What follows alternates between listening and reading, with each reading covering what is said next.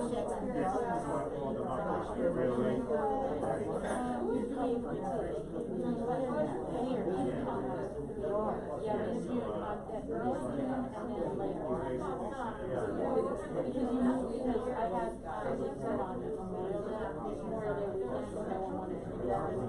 we made it like June 2nd. I'll let you know. I have to look at the calendar. You're right. Maybe we were cooking with the back in the day. Well, I don't know. He wasn't a real. Yeah, I know it's not Memorial. You said you were going up to the Anybody else? I'm like, yes, 21 people. Yeah. And we started in there. We're ready to start.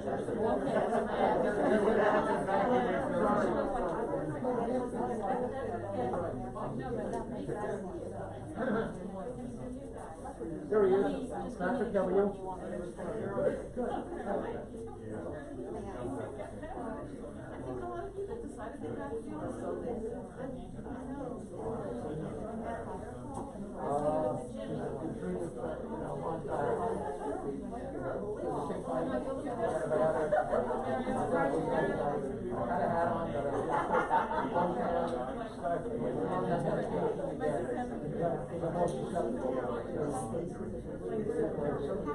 Did you say there were 35? 35 roughly signed up. Yeah, I think we got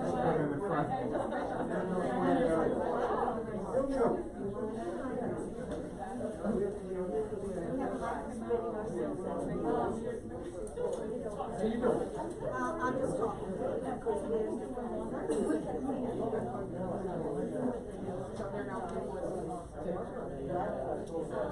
Reporting is progress.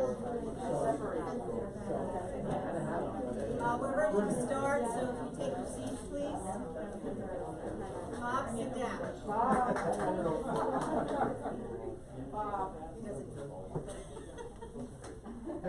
Who's that? Good evening and welcome to the League of Women Voters of the Hamptons, Shelter Island, and the North Fork, 14th Annual State of the Town. The League of Women Voters is a nonpartisan organization, encourages the informed and active participation of citizens in government and public policy through education and advocacy. It is political in that we take action on public policy positions established through member study and agreement. Importantly, the League does not support or oppose any political party or candidate. It is in fact the cornerstone of our voter service efforts. As you may know, we took a hiatus from this program for the past 2 years because of COVID, and with more COVID issues still hanging over us, like Charlie Brown's anxieties, we thought we would take advantage of the library's largesse and bring the program here. It's just that poor Jerry won't get any lunch this time. But wait till next year. Before I forget, let's give it up for the library here, which you can see is bursting at the seams.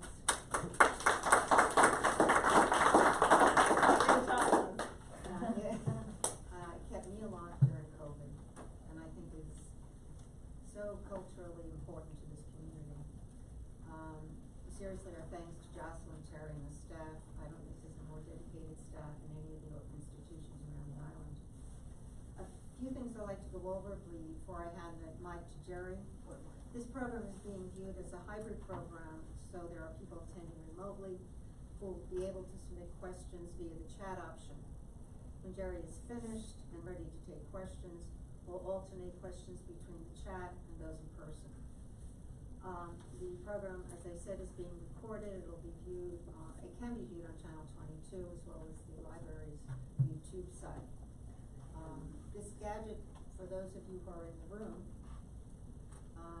is the library's new pet. It's an owl, and is a little handy companion.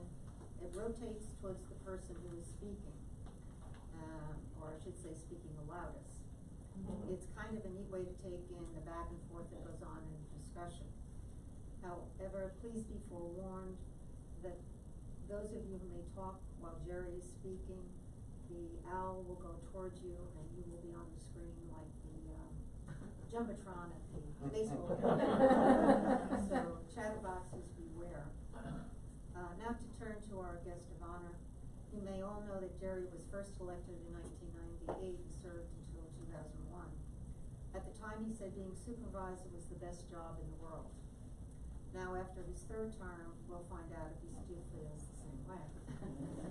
With a host of issues surrounding the comprehensive plan, transfer of development rights on town-owned lands, the transfer of the West Neck Water District to the Suffolk County Water Authority, and the November referendum on affordable housing, transfer tax of 0.5%, to name a few. I don't know if you still think it's the best job in the world, but you certainly can't say it's the most boring job in the world. Oh, and I forgot the pandemic too. Jerry had to face that. Please join me in welcoming Jerry.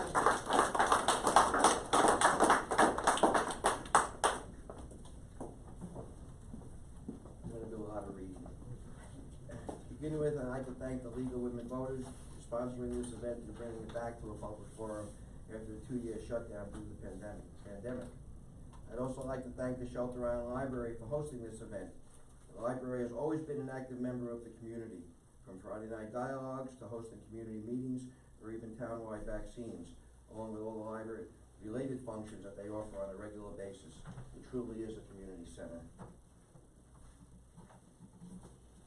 Okay, because this is the first state of the town in 2.5 years, and it's my first since returning to office, I thought it would be a good idea to start at the beginning. At my very first work session, I outlined an agenda of issues that I hope to address. They included water issues townwide, community housing, ADA compliance, technology in town government, green options, and deer and tick management. Almost as soon as we got started, we were hit with the COVID-19 pandemic. I'm proud to say we never shut down town government. We immediately formed the emergency management team consisting of Police Chief Jim Reed, Deputy Supervisor Amber Brock Williams, and myself. We met daily, sometimes twice a day, contacting county and state agencies on a regular basis to stay informed and to implement the plan for the island. In addition, we met on a regular basis with Dr. Dolger from the school, Jack Tilburg from the EMS, all of our department heads, as well as both ferry companies. Based on these meetings, we took the following steps. Town employees worked from home when feasible. Town facilities were altered to make them safe for both employees and the public. Where programs were canceled, we tried to develop online or remote versions of various programs and use the furloughed staff in those areas. Although congregate meals were canceled, meals were delivered daily to our seniors and those in need. We organized volunteers to man the entrance of the IGA to ensure sanitizing, spacing, and masking protocols were adhered to. The town board held weekly COVID-19 informational meetings to ensure that the public was kept up to date on the town's COVID-19 response. Working with Stony Brook Southampton Hospital, Assemblyman Fred Thiel, Legislator Bridget Fleming, Dr. Brian Dolger, and Dr. Josh Potter, we were able to set up vaccination pods on the island, where we distributed close to 500 doses of both the first and second vaccines, as well as close to 500 booster shots. This was made possible only by the outpouring of volunteers, once again showing how our community rises to the occasion. With all of this going on, we were able to keep town business moving forward. We hired a new town engineer, a new town attorney, a code enforcement officer, and an administrative assistant to the supervisor and town board. All of these hires have proven to be very positive and are already helping to improve not only day-to-day operations, but also our long-range planning. We also hired Kevin Lipmansky as the town's information technology coordinator. There are many areas he is working on, including enhancements in communication, access of records, employee technology support, and shared record storage, to name a few.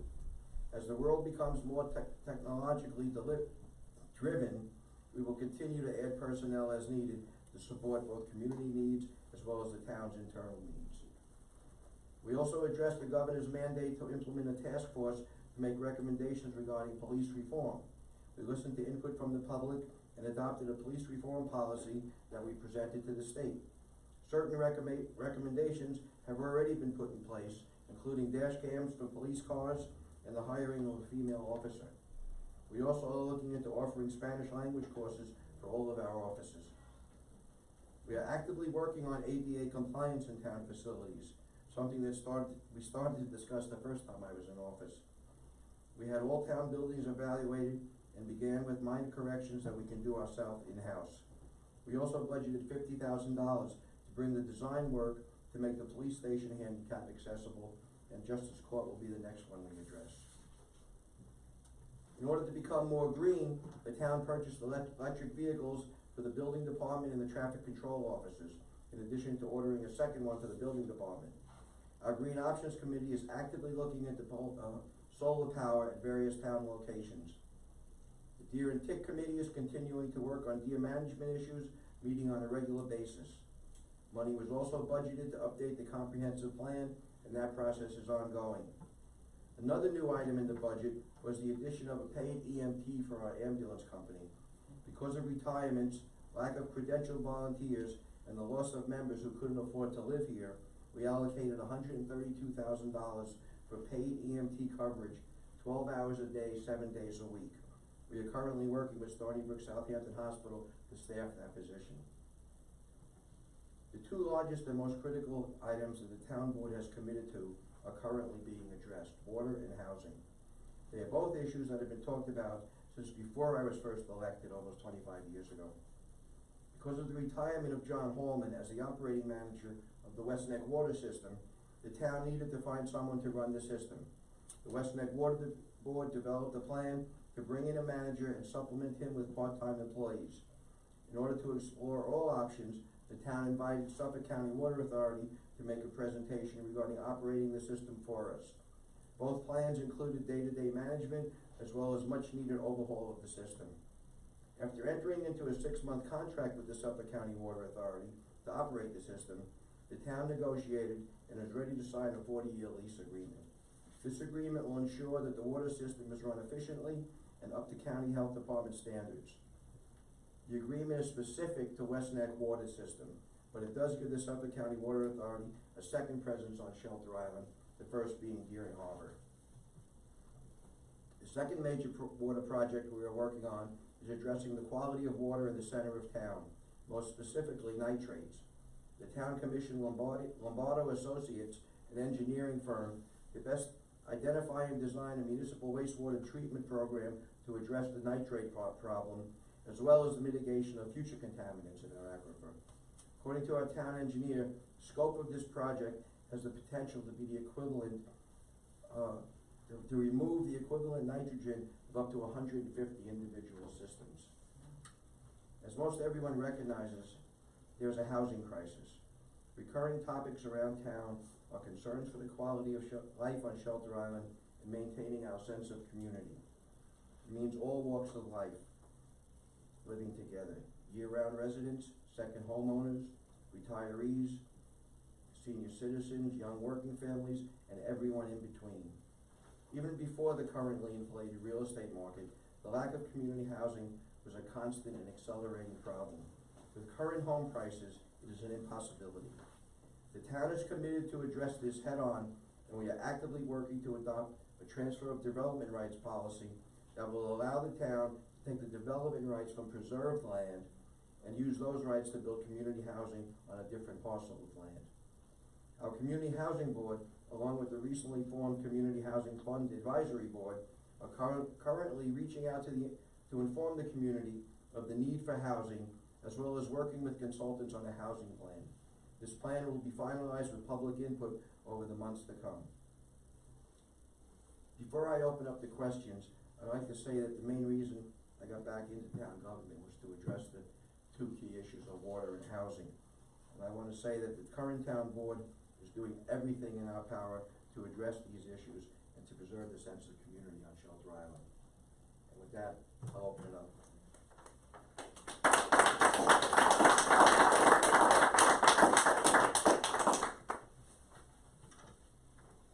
Questions? No questions? That can't be. I'll ask a question.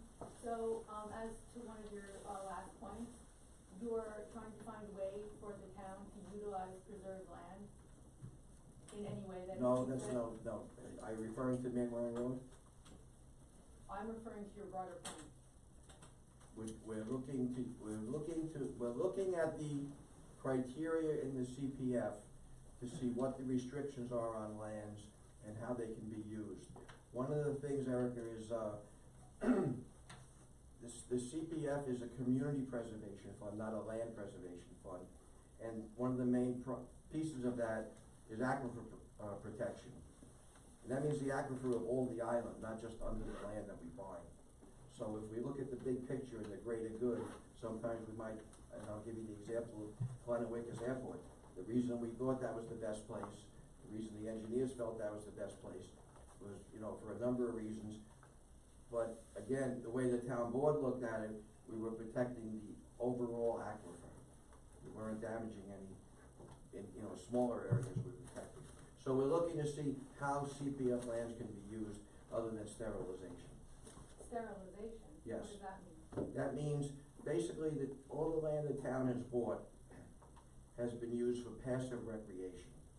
And all the land the town has bought has been, the main criteria was recharge. Now, you can build a 6,000 square foot house on 2 acres of land, and you're gonna have the same recharge as if that house was there or not.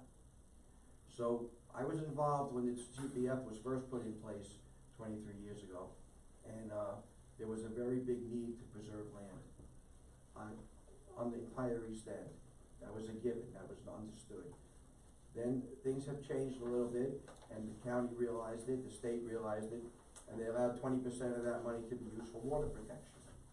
So that changed. Now, so that, which Well, is I would just push back and say the need, for land protection has not decreased with time. In fact, the rate is accelerating. what rate? What rate? Yeah. The rate that our island and our entire area in which we live is being developed. Well, I think you're missing the point here. Every time we preserve land, there's less land to build on, that's right. But that also means everyone's property value goes up because there's less land to build on, and that means affordable housing goes out the window. Can I interrupt for a second? I've just got a request on the chat that, people were asking questions, if you would identify yourselves. There are some, thank you. Okay.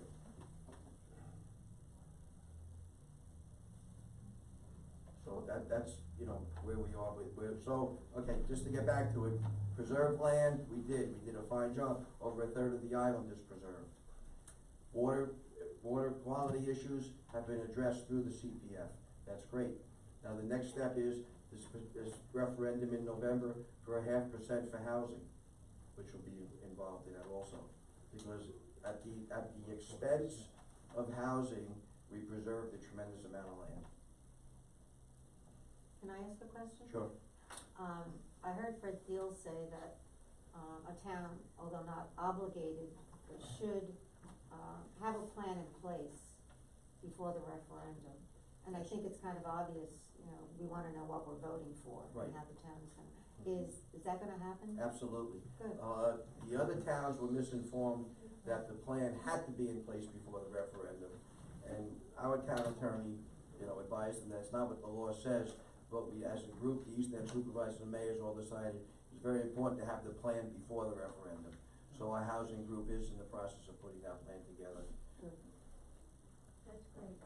Charlie? Yeah, I have a. Charlie DeLucio. Charlie DeLucio. Charlie DeLucio. Identify for you. How you doing? My question is, you're saying there's a lot of nitrates up in the center of town, Yes, is that correct? yes. Well, it's been like that for a long time. My question is, why can't we have the cesspools pumped out of the school and brought to Riverhead's plant, like Gene Shepherd does, and let them treat it there? Put 2 wells all the way down by the baseball field there, and pump the water up to the school. That would take care of all your problems. In your opinion, we hired we hired an engineering firm, Charlie. I've been here all my life. We put a request for proposals out to engineers. We picked the town picked, before I was here, who they felt was the best engineering company to do it, and this is their proposal that makes the best sense. I don't think it would be cost effective to try to ship waste off the island. Well, only have to do it once a month. You don't have to do it a lot. I think it's easy to do. And to put it by us, and especially Chris, I'm older now, I don't care that much. But Chris, I do care about it. And to devalue his house after he works so hard, gets up at 6 o'clock, gets out there to work, don't get back until dark, and then you're gonna put this plant next to him? Have you ever smelled one of those plants? First of all, it's not a plant, it's gonna, It's all a- you're gonna see is a shed, a Right. 12 by 12 shed, everything is underground. But then Second you're of gonna all- start hooking it up to other people, It's still And gonna then be it's a gonna 12 get by bigger 12 and bigger. shed, and it's still gonna be underground. And it's gonna, and the water going into the ground will be cleaner than the water coming out of Chris's well, I'm house gonna right give you now. the first cup, you can drink it. How's I that? didn't say it was potable, I said it'll be cleaner than what's there now. Let me tell you, The other we option had with one that in land, Florida, and this we was had a to big get rid of it. decision we had to make, was we had that land specifically targeted for 4 affordable houses. That's fine. I'll put that there. Well, you can At have least 4 you don't affordable. get deep ground, at least you don't lose his value of his house. He's not gonna, if anything, he's gonna gain value, because the I lot's doubt gonna that. be clear, I doubt it's gonna that. look pristine. You put a plant next to his house, and let me see, give me every realtor in around, and see if what they say to you. It's gonna be decrease. How would you like it at your house, and you decrease, and you worked hard all your life? That ain't right, Jerry, it ain't right. Charlie, the bottom line is, Nah. it has to go somewhere. We wanted to do it at the airfield, which had the least neighbors around it, Yeah, but which you had got the fresh most pond land to there do and it, everything. and obviously the town people didn't wanna do it there. No, who would wanna do it there? You got fresh pond, Lily Pond, you're close to water, just engineer that your Charlie, house we should can go have been back and right forth, I'm not enough. gonna argue with you. The engineers have, and you're welcome to look at the study, that it's not gonna do anything to the aquifer. It will. Okay. Anybody else? Um, Chris Johnson. You answered my question, I didn't, I really came here to find out what the size of the building was. Chris, and I don't want you to think, I know it was implied that we did this without, talking to you beforehand. We did, you didn't And notify any. let me tell you why, because it's damned if you do, damned if you don't. If we came to talk to you before we presented it to the public, they would have said, oh, they already got the plan in place, they know what you're doing. We wanted to present it to everyone at once, say, this is the next step, this is what we're looking at next. No, we didn't ask for special notification, we just asked for notification. And I'm telling you that we didn't wanna give notification before we made it public. Well, why don't we put it, why don't we put it over there at, where the farm is? Across the street from us. Since you asked some girl that just moved here, and she said, oh, that's fine. That's what she put in the reporter. We That's what the reporter discussed said. with Sylvester Manor. Yeah. It's a little more involved for them to get the approval to do it, and we're under a bit of a time frame because of the school, so we You know, couldn't. we feel as though we're paying the price for your time crunch. Yeah, your And time- for It's your- not my time and crunch, for it's the your- town's time crunch. And for these issues, that they're being thrust upon us. Ask one of You you know, in this that whole land room, should be how'd you like to preserved. have it next to your house? You know, that land is a wildlife corridor between two large That pieces land of was land. subdivided to sell. I understand that that's what you wanted to do. No, that's why we subdivided it. I was involved when we bought the nursery property, and we subdivided it to be able to sell. We sold Charlie his lot. We Yeah. sold the 4 acres to the garden center, and that was the last lot we had to sell to pay for the interior, because it was before the 2% was in place. Does anyone else have a question? Chris? I wasn't allowed to finish. So, you're talking about a 12 by 12 shed, correct? Yeah. Is there room, you saying room for expandability on this project? Is that correct, or is that something down the road? There's room to expand for other problems. In other words, right now, we're specifically addressing nitrates. We already know that there's what they call PFAS in the water. We know that there's pharmaceuticals being seen. So this gives us the ability to filter for those things also.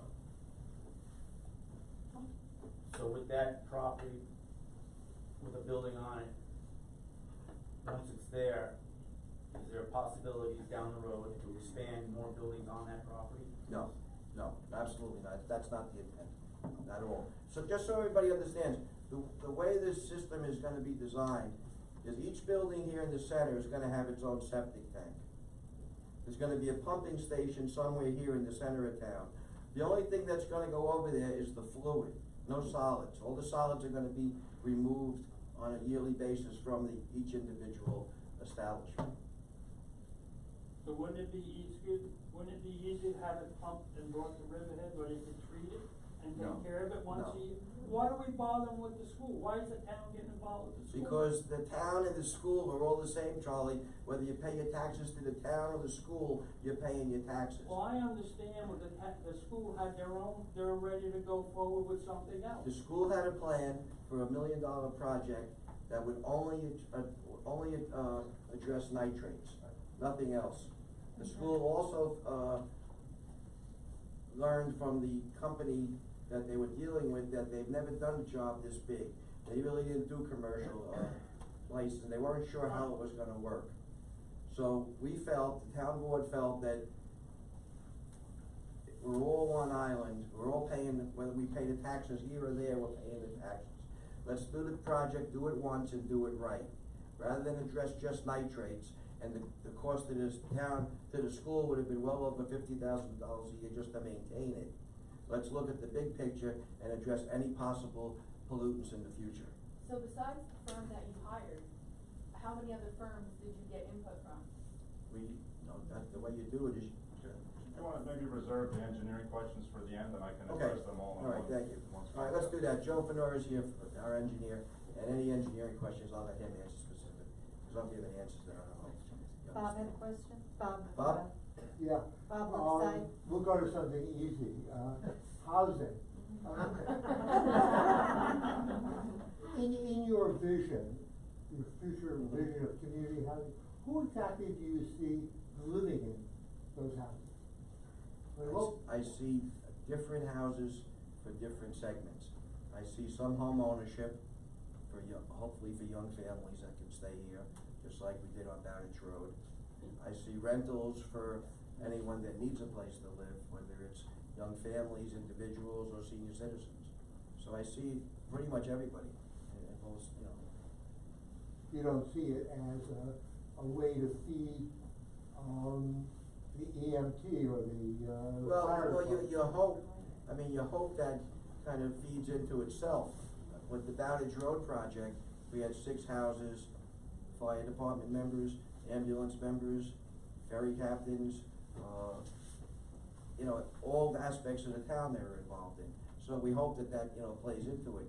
We have looked at putting a criteria together for a potential lottery, but with the fair housing laws, we don't know if we can do that. We stress that there is a nationwide housing problem, but right now, we want to address our housing problem. The people that can't afford to stay here, the people that had to leave, the people that work here and can't live here. So we want to address that first, and then, maybe open it up. But, and again, we thought we could do it with lottery with criteria. If you live on Shelter Island, you get a point.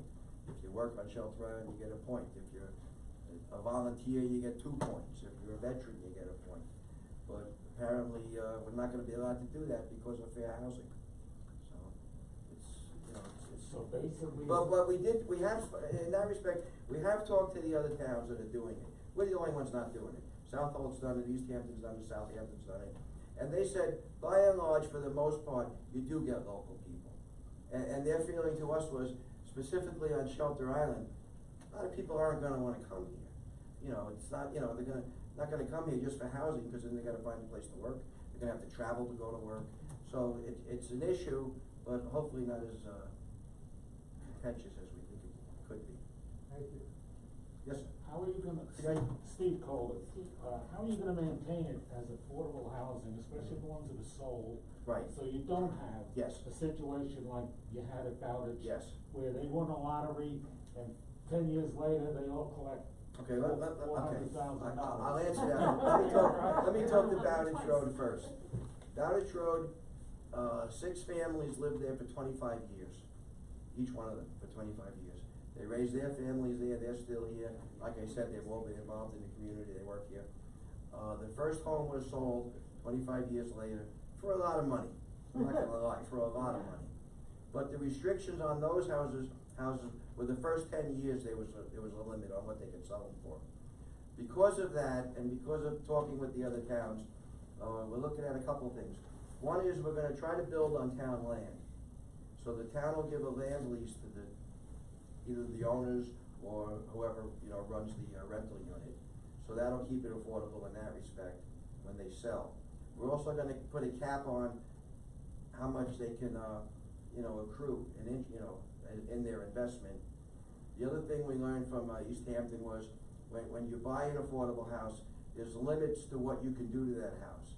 Can't put a swimming pool in, can't put an addition on, has to stay in the affordable market. So when they sell, they will have equity in it, but they'll have the equity in the house that they have, not in the land, and, But when they sell, the new buyer can do what he wants. no, it's gonna, those houses, no, that's part of the agreement. It's gonna always stay in the housing, market, in the fair house, and the affordable community housing. That's been a big issue, and again, the other towns have been able to address it. We're learning from them, rather than trying to reinvent the wheel. Can I ask a question? Sure. I'm sorry, Marty. If the referendum, for whatever reason, doesn't pass, I think I understood Fred Thiel said also that, you can have another crack at it. I'm just curious if the referendum doesn't pass, can the town proceed with this, We're gonna program? proceed, we have the plan, we will have the plan in place, we will have the transfer of development rights in place. We will proceed housing just as, you know, we've been trying to do, we just won't have that added income to do it with. Yeah, so you, in other words, you have other sources of funding. Well, we hope so, yeah. Marty? Martin Levinstein. There's a great emphasis on building new housing for affordable housing. What about providing incentives for people to build accessory housing, or, for instance, I know of 2 homes where people have passed on and the families are just, they're empty at the moment. Yeah. And maybe if there was an incentive of some sort. That's a great question, Marty. Allow them for rental. Yeah, what the housing board is looking at now, I don't know if you remember the governor, she put in a plan for ADUs, accessory dwelling units. And the intent was good, but she was crazy the way she did it. She took any home rule away, said everybody has to do this, everybody, and it's, you know, nobody was gonna, you know, no individual municipality would go for that. So what we're looking at is the ADUs, we have something in place for it. Unfortunately, the way it was written up was that it's not for accessory units on their own. It's for, you know, something that's already there, you can't build a new one, you can't. So one of the things we're talking about is, for people that would like to do just what you said, have like a 1-year amnesty to get it up to code, so it's, you know, makes sense, it's legal to do it. Potentially look at some kind of, property tax break for 5 years. Maybe, these are all thoughts, not, you know, that maybe that would be an incentive. And the third thing, I would suggest as an incentive was, a grant for an IA system. You know, they'd be eligible to put an IA system in with a full grant. So we're looking at all those things. We're also looking at how do we change town attorney's looking at how do we change it, so, because we have 2 people that would like to put an accessory apartment up right now on a small piece of property, but it's not in the code, we can't do it. So we're addressing those things. The other thing that, again, that you brought up that I've thought long and hard about, but until we have a real plan in place and quite honestly find some benefactors, you know, there are people that have their homes that have no family, and if there's a way we can buy those homes, give them life tenancy in it, and then be able to put it into the housing pool. And again, that's something we hope that the housing board will put in the plan, you know, some way we can at least, you know, look into it. So that we're trying to be creative. You know, we read these things that, well, you wanna build, what was it, we wanna build Co-op City or Left Rack City, I mean, that's nonsense. You know, I remember this summer during the campaign, someone asked BJ Fowler about, you know, over density, and BJ was an assessor, and she said, you know, if there's 3,000 building lots on Shelter Island, if we put 100 to housing, that would be huge, and it's not a dent in the bucket. So, you know, it's all relative. We're not trying to do complexes, we're not trying to build, you know, 40-room units. we're trying to address a problem. Are septic codes a major problem? No, because, any new building now has to have an IA system. And the WQI, which is the Water Quality, Initiative, we have the 20% of the 2% money. So that's where we get the grants from to put these systems in. So again, just as we're addressing, well, right now we're addressing West Neck Water with Suffolk County Water Authority. We're also addressing, the nitrate problem with this potential wastewater, project. So we're trying to address, and they're all related. So we're trying to address everything, how they're gonna affect each other. Thank you. I can't believe there's no more questions. Valerie Levenstein. These issues you just discussed are amazing and deep and a lot of work and trouble for everybody to consider, and I appreciate that. But I'm gonna just go back to plain old quality of life, issues, which is the amount of construction that goes on. Right where I live, there's been, a property that is many acres that was completely cleared over a week of constant noise and enormous trucks, and they even built an access road, temporary, but an access road right onto Cartwright, which caused, traffic problems, dangerous and I read in the paper, in one of the letters to the editor, and I wasn't aware, I understand that there is you can't have, what kind of music, what's the. Amplified music. No amplified music, but you can make noise, Yeah. construction Right. noise, 24/7. I didn't realize it was that, but I have personally complained to lawn services that come really early or stay really late. I understand everybody has a lot of work to do, but it's just like helicopters. It is constant noise and goes, unless you complain directly, Right. it's happening, and I think that needs to be, the town needs to sort, consider some restrictions. It has been brought up, it's, actually Councilman Colligan brought it up, I did please, Jim, we have enough on our plate right now, let's wait till after the summer. It's something that we're gonna attack in the fall though, Okay. because I agree with you, it is a quality of life issue. It's the single largest, complaint I get from the beach. Yeah. So, it's very simple to fix, whether it's a Sunday, where you just back off on Sunday completely, establish realistic hours. Things have gotta be done that will ensure a better quality of life in the noise. Yeah. We were successful with, minimizing the helicopter impact. It's not done, but it's still an issue, but this is something we have a control over and we can fix. Thank you. Any Zoom questions? Really? No, believe it or not. And we have about 30 people on the the silent majority we have here. No. Jerry, the most dramatic construction, of course, is the hotels. And what kind of impact and how do you think you're going to have to deal with this for your vision of the island? What kind of impact are these big hotels, a spa, moorings, all the complications coming in and really changing the character of the island, for good or bad? Let me tell you from the very beginning the impact. We just had this discussion this week with the building department. We can't handle those kind of projects. We need to change our system so that we can bring in a professional, I don't know if you call them building inspector, engineer, to evaluate. These are like 400-page plans. And they're a lot more sophisticated than we've ever been.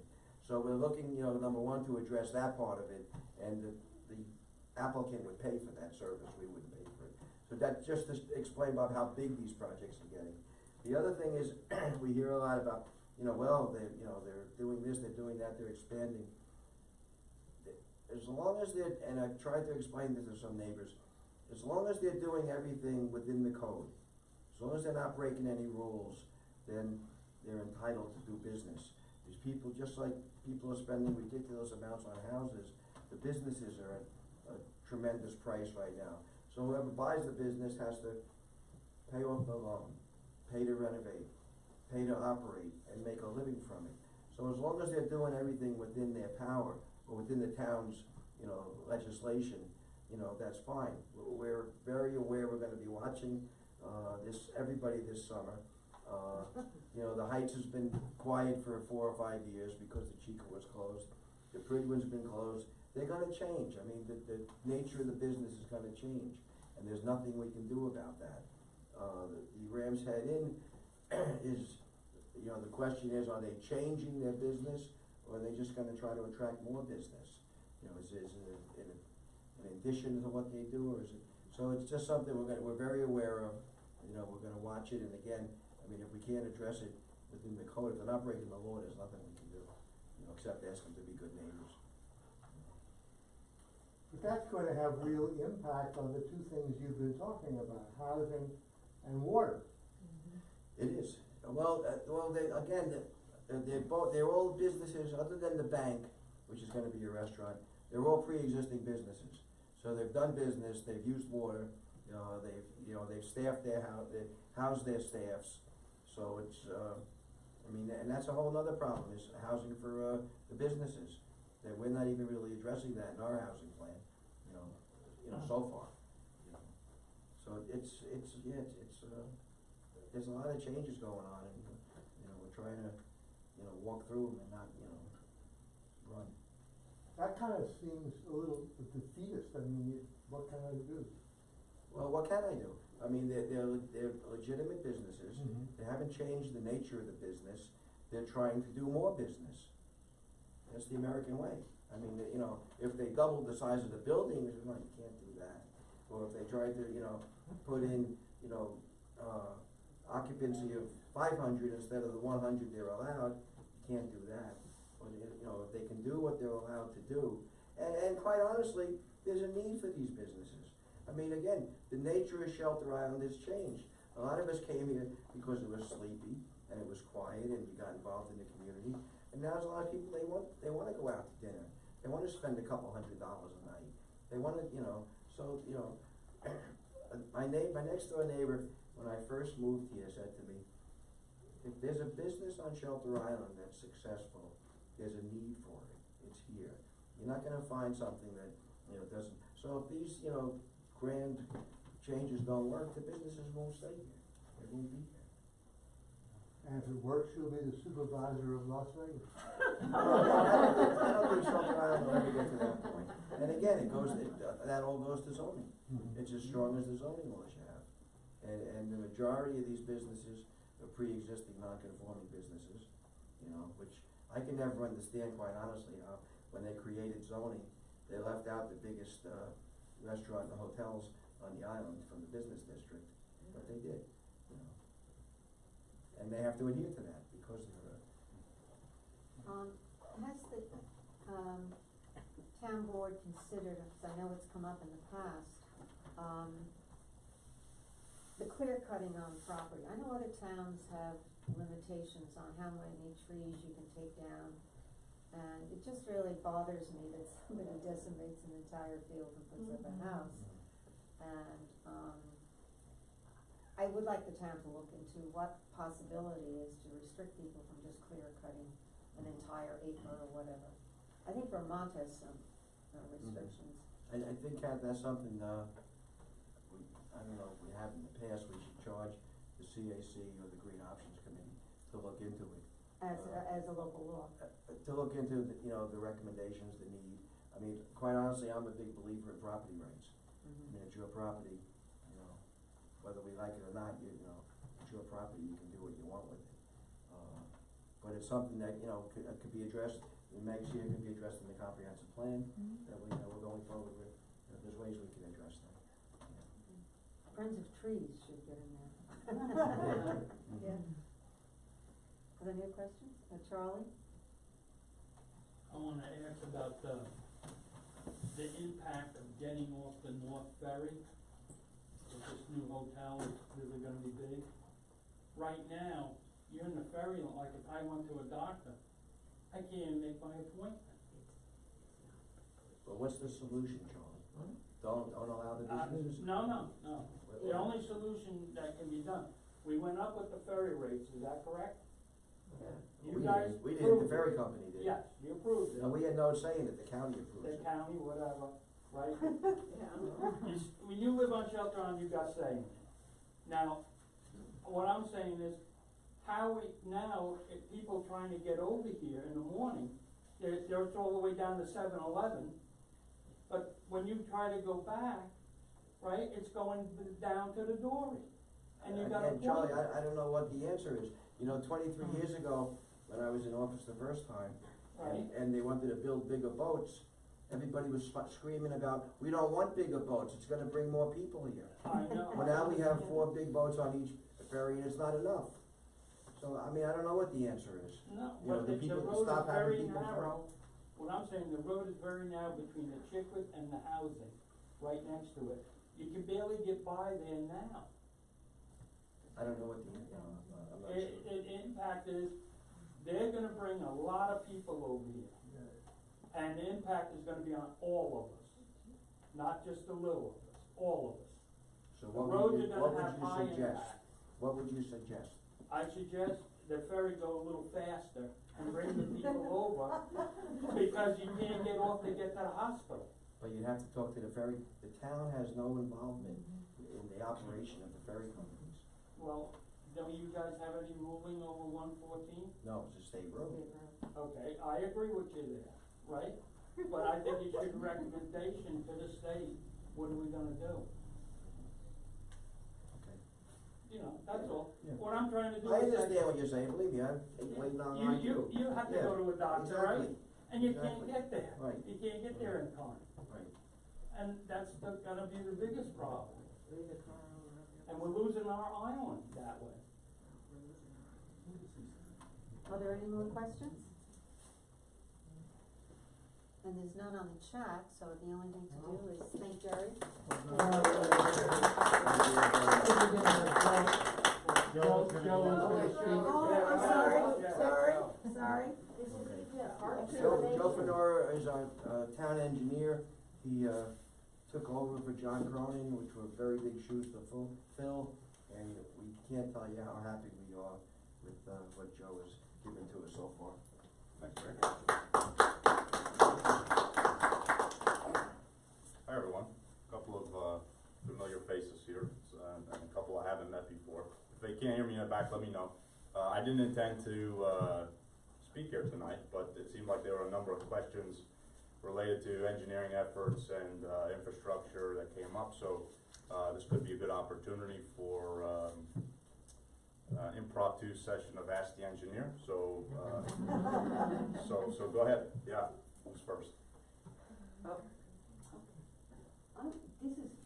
I've been very, it may be too simplistic, but we keep talking about this system that's going to be built and it's going to do all this, what it does.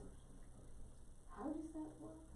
The wastewater system? Yes, how does that work? Okay, And well, people feel better from I'll back up. I'll speak a little bit more broadly about how we got to this point and what the scope of the project really is.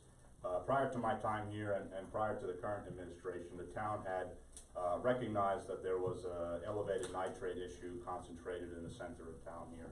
And they applied for grant funding from the county and the state to study the issue and to promote some solutions, suggest some solutions on how we could rectify that. Turns out we won the grant funding, and through that time, I took over as town engineer, and so we continued the efforts of the project, put out an RFP, and ultimately selected Lombardo Associates of Massachusetts to perform this study. The RFP was broadcasted and advertised publicly. We engaged regular contacts for local engineering firms as well. We received, I think, a total of 3 bids, and 2 others declined to bid, and that's how we ultimately landed on Lombardo Associates. They have an extensive record of doing projects of similar nature, not only in the region, but also on Long Island, and most specifically in Suffolk County.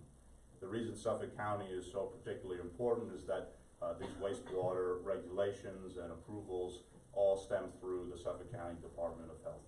And so having a consultant that's seasoned in our area and has solid experience with the primary regulator was of the utmost importance. In any case, once they started the work, the analysis showed that all of the municipal buildings that we use here in the center of town, that being the school, the library, the fire department, the Legion Hall, Town Hall, and the residence that's owned by the town next to Town Hall, they all have what we consider non-conforming septic systems. In fact, many of them have the original systems for the building. They're as antiquated as the buildings are themselves. So many of them are block cesspools. Some of them have upgraded to septic type systems, but essentially there's no treatment in terms of nitrogen reduction, phosphorus reduction, pharmaceuticals. You're just removing the solids like you would at your home in a septic tank, and then the rest of the fluids leach out into the surrounding soils. The fact that they were all non-conforming systems means that they don't meet current code. And so if you were to engage in any sort of a building permit, expansion project like the school is considering or the library is considering, that the county would ultimately say, you can't do your project because you don't have a suitable septic system for your needs. So the alternative would be that you'd either seek variances, work with the county to install individual systems for each site, or you would potentially pool them all together to one centralized collective system where you'd have more opportunities to treat the higher levels, located in different places, and you'd be able to achieve a higher environmental standard. That's happening already with this regulation problem. The school had an antiquated system. They had plans to put in their own individual system to the tune of about $1 million. And as an individual, you don't have the same economies of scale, both from the cost and from the treatment. So the school system that they were pursuing was going to cost about $1 million, and it was really going to be geared only towards reducing nitrogen, sort of a one-trick pony. Although that is very important, you know, with that kind of investment, you want to make sure that you're looking at the long-term impacts of such a cost. The library now, for instance, the second building just across the street is looking at its own next phase, you know, long-term plan. They would be then considering another septic system to replace this one. We don't know what the cost of that would be, but we know that with the school as a reference, $1 million, this would be a costly system as well. So all the signs were there that this was going to be a long-term problem for the town, not only from the ability for the town to continue to offer services to the citizens, but also in its environmental stewardship. We knew that these systems were the poorest performing that you could have. They're antiquated both in technology as well as their service life. The school system, for instance, was warranted to be changed not because of a change in regulation or an expansion, but because that they were failing. And so that's ultimately the schedule driver. The critical path is that the school had failing systems. They need to get a replacement system in the ground, but we know that it makes the most sense now to pool all of these into a centralized system. It's the most cost effective, and it offers us the ability to enhance the environmental impact or reduce the negative impact as much as possible. Jerry mentioned a statistic in his speech this afternoon that the combined impact of this centralized system, just in nitrogen, we're not talking about any other ability to remove pharmaceuticals or other emerging contaminants, just in nitrogen, if we implement this system, we'd have the same equivalent impact of about 150 residential IA systems. And so when we talk about improving the overall health of the aquifer, improving the water quality for all of the groundwater users, because 90% of the island relies on groundwater for drinking water, that's a huge impact. We have reason to think that this system alone could turn the tide in the nitrogen levels in groundwater. We know now that they're steadily increasing. That rate is hard to exactly calculate, but we know that it's increasing. We know it's been increasing for a long time. If we implement the system, we have reason to believe that we're going to turn the direction on that we would expect nitrogen levels, particularly in the center, to start going down. And that has an impact on the entire aquifer because we know that groundwater flow starts right here in the center. The circle right behind us is like the top of the groundwater mountain. Whatever we put in the ground there spreads in just about every direction, so it impacts the entire island. This is like ground zero on where to start for reducing nitrogen, not only in the center, but for the island in its completion. So Joe, give us how the system works for dummies. So, okay, right, so I didn't actually answer your question. I talked for 10 minutes, but I didn't answer the question. That was a good beginning, though. So how the system works is that on site you have the same type of septic containment that you have at your home now. So a tank where when you flush the toilet, everything goes into this tank, solids settle to the bottom, the liquid comes to the surface, and that's what leaves for treatment. The septic tank would get serviced by the same operator who runs the treatment facility. So for the municipal user, the owner of the building, you sort of wash your hands in terms of taking care of the system. You don't have to worry about when to call for septic treatment or when to call for service. It's all taken care of by one centralized operator. And then when we move all of the liquid to that same plant, because it's a centralized plant and the infrastructure's in place, we have the ability to customize the treatment mechanism. So right now we're targeting nitrates because that's of the highest priority. But unlike systems that go in the ground in a residential property like your IA systems, this system would have the ability to sort of plug and play, if you've heard that